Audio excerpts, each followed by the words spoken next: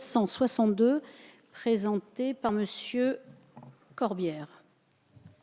Oui, mes chers collègues, merci Madame la Présidente.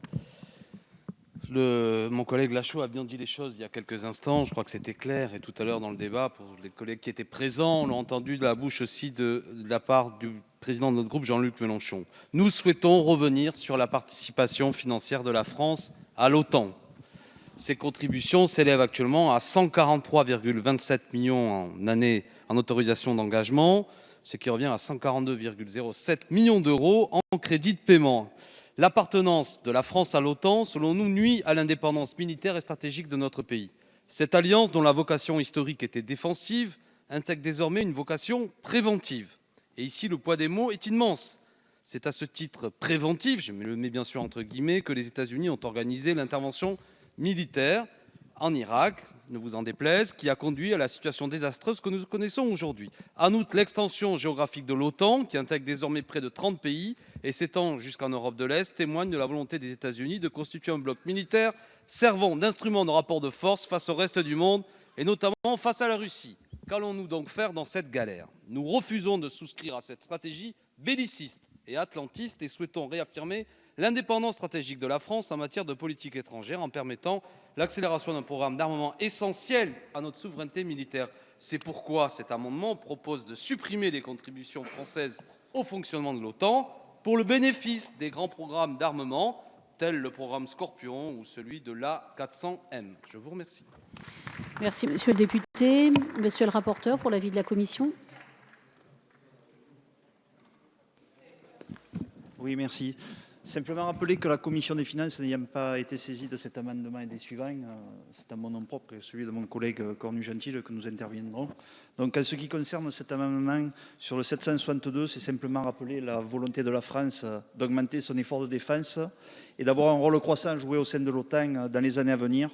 D'un point de vue stratégique, il ne serait pas cohérent de remettre en cause les contributions de la France à l'OTAN. Par ailleurs, sur la demande au niveau du bénéfice du programme Scorpion, cette intervention est présente et nécessaire puisque nous passons de 100 millions d'euros à 1 milliard d'euros. Et quant à la cadence de livraison, il est fixé. Il n'y a plus lieu de bouleverser, sauf à augmenter le nombre d'appareils recommandés. C'est dès lors un avis défavorable.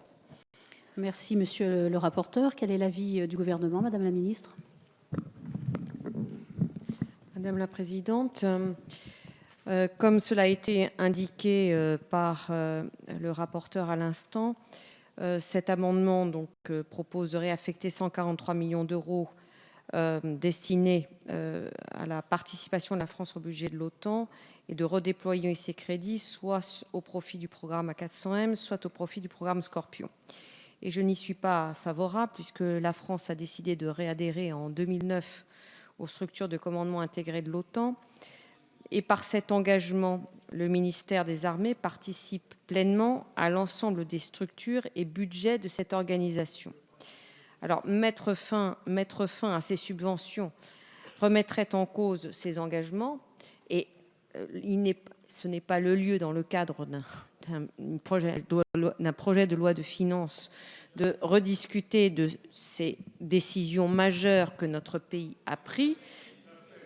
Un projet de loi de finances est là pour mettre en œuvre des décisions qui ont été prises. Alors, comme ces décisions ont été prises, mettre fin à ces subventions remettrait en cause ces engagements, au mépris notamment de bénéfices qui sont apportés par les structures intégrées et qui permettent, par exemple, de participer à des programmes de coopération qui sont initiés par les États membres, comme l'hélicoptère NH90. Pour ce qui concerne les redéploiements qui ont été proposés, cela a été dit également à l'instant, s'agissant de l'A400M, le programme A400M est tout à fait correctement doté et 2 livraisons vont être réalisées dans le cadre de l'année prochaine. Et il en va de même pour le programme Scorpion. Donc, je ne suis pas favorable à cet amendement. Je vous remercie, madame la ministre. Monsieur Corbière, vous avez la parole.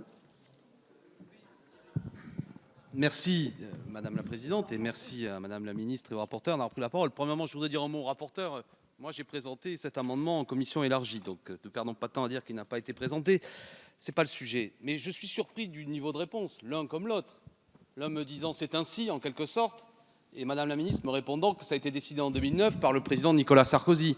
Mais sachez qu'ici, c'est la représentation nationale. Et même quand le président Sarkozy avait pris cette décision, ça n'a jamais été discuté. Donc je pose la question, quand on en discute, discutons-en, mettons cela à l'ordre du jour.